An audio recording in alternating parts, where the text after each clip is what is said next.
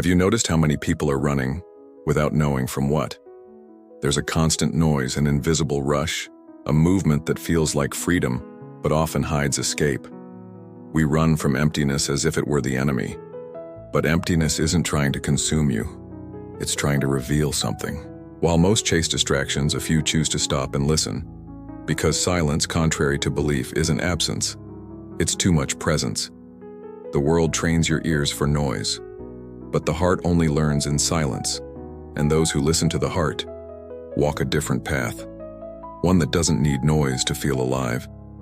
He was like everyone else. Full of tasks, plans, distractions. Always wearing headphones, checking schedules, lighting up screens. He said he liked movement, but he was really afraid to stop. Afraid of what he might hear if the world went silent for even a second.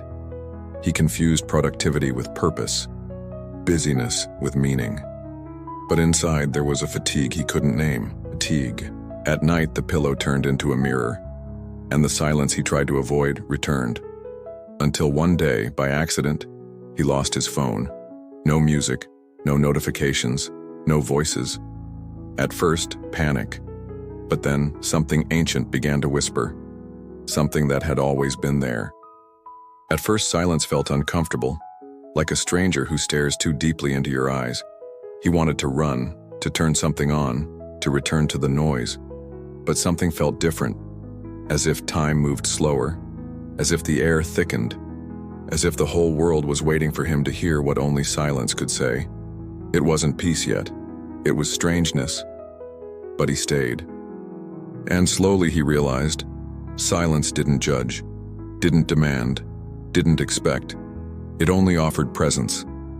And in the space between one thought and the next, he heard himself for the first time. Most people stay busy to avoid feeling. They prefer chaos over emptiness, opinions over silence, because noise fills, even if it's only with illusion. But those who need sound to exist forget how to be whole. He began to see it. He saw how the world was addicted to distraction, how many confuse stimulation with clarity, movement with direction. In that unintentional pause, he saw how much of his life was lived for the outside. He searched for validation where he only needed listening. And more than that, he saw that silence wasn't a lack. It was a beginning. One quiet morning, he sat down, eyes closed, expecting nothing. He wasn't searching for answers or enlightenment. He just wanted to be. And there, in the simple act of staying, he felt a softness that didn't come from outside. Silence stopped being discomfort. It became home. And in that inner space, he found something no word could explain, a formless certainty, a peace without reason, a knowing that asked for no proof.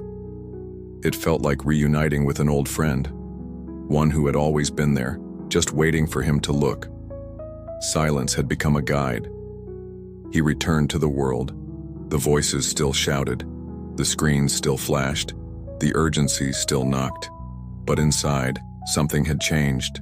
He knew how to choose now, how to pause in the middle of noise, how to breathe where he once reacted.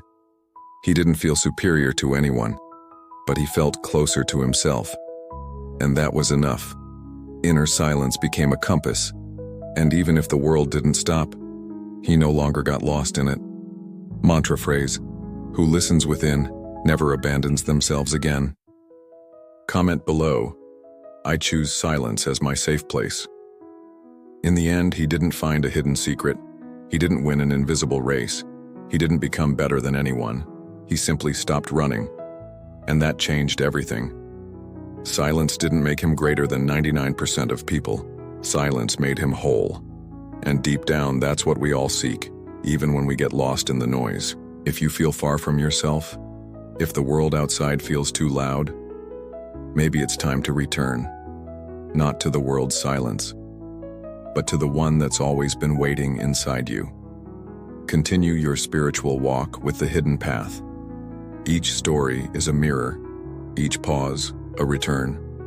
Your silence has already begun to speak.